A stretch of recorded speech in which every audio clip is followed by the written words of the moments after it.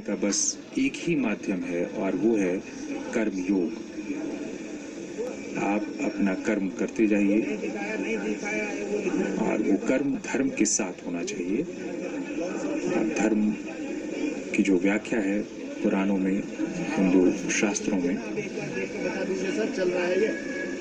उसके तहत कहा गया है जीवन के लिए धारण करने योग्य चीजें ही धर्म हैं। तो उस परिभाषा के तहत देखें तो कर्म सबसे ऊपर है। कर्म को ही धर्म माना गया और इस कर्म की प्रेरणा देने वाले श्लोक यहाँ लगातार गूंज रहे हैं। और वो धार्मिक अनुष्ठान, धार्मिक क्रियाएं भी की जा रही हैं जो अंतिम विदाई के वक्त, अंतिम संस्कार के वक्त की जाती हैं। इसके लिए पंडित पुरोहित भी यहाँ पर मौजूद हैं और परिवार के सदस्य भी मौजूद हैं।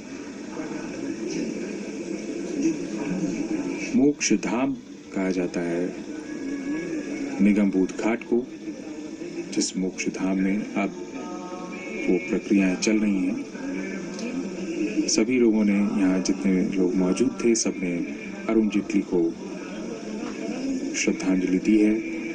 और अब अरुण जेटली पंच तत्वों में विलीन होने वाले हैं।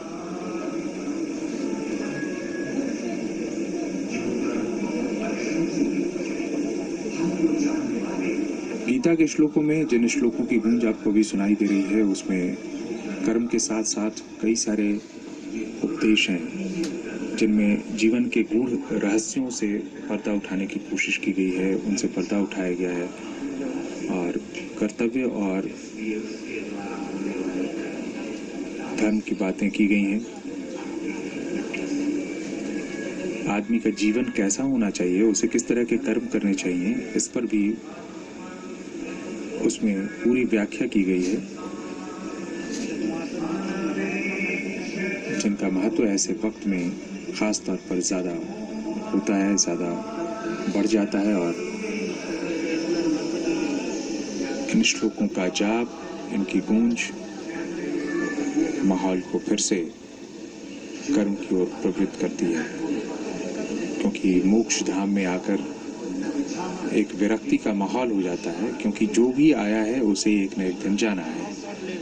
और नश्वरता का जो ये भाव है, वो भाव कहीं ऐसा विरक्त न कर दे कि लोग कर्म भूल जाएं।